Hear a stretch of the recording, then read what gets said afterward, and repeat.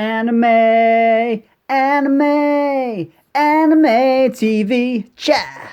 Hello and welcome to Anime TV. I'm your host, the Anime King, and today I'll be reviewing Castletown Dandelion.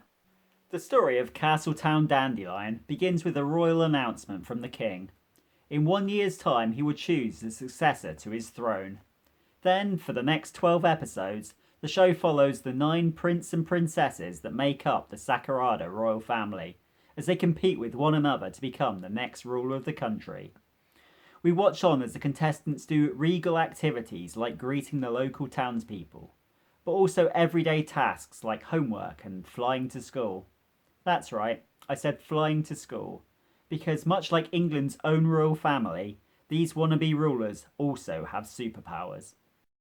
Castletown Dandelion is marketed as a royal family reality TV show, and that caught my attention because, it sounded like something different. Unfortunately, the marketing campaign was a total scam.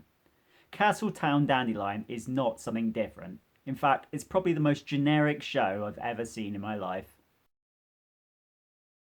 Yes, the reality TV cameras are there, and yes, the characters do all have superpowers.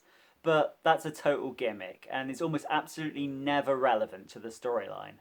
The writers instead push all of those ideas into the background, and the show instead focuses on all the inane rubbish you find in your normal run-of-the-mill high school shows. That's why you get episode titles like The Day the Princess Forgot to Wear Her Skirt to School.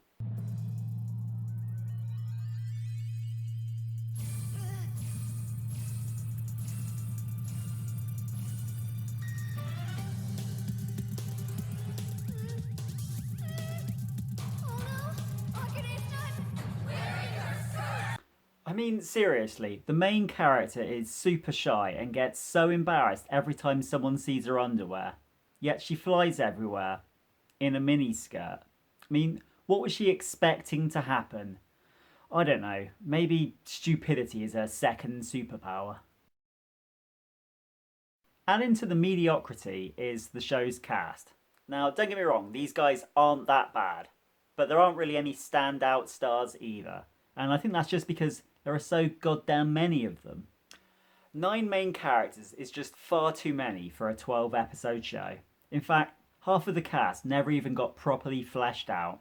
It's kind of like the writers said, okay, we've got 9 storylines, which means we need 9 main characters.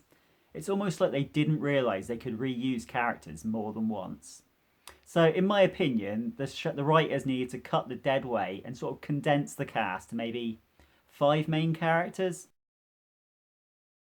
The best character in Castletown Dandelion is probably the youngest sister, Shiori. Now, she doesn't get a lot of screen time, but her adorable superpower really steals the show. You see, Shiori has the ability to talk to everything. She can talk to humans, she can talk to animals, she can even talk to inanimate objects, and that makes for scenes that are both adorable and really, really funny. Halt, villain! Thou shalt not reach my juicy center without a fight, knave! Try if thou darest. Have at thee! I don't want to hit you, Mr. Watermelon. Doth this mean thou feelest pity for me? Truly, child? I do. It's not nice to hurt someone. I hate it. Despite having a really good opening theme tune, I can't really recommend Castletown Dandelion to anyone. It's just far too mediocre. It's like 1 part Nyankoi and 1 part Arcana Familia. So yeah, if you really, really love those shows, then perhaps give Castletown Dandelion a whirl. Otherwise, I'd probably steer clear of this one. Castletown Dandelion is anime at its most basic. It might not be great, but it's not exactly bad either. It does, however, have a lot of heart, so by the end of its run, it's hard not to feel something for its many characters.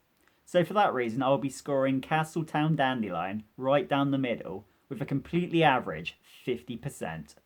Anyway, that's the end of my video. Thanks for watching. And until next time, I advise avoiding Castletown Dandelion. There are just so many better things you can be doing with your spare time. Like watching one of my videos, for example.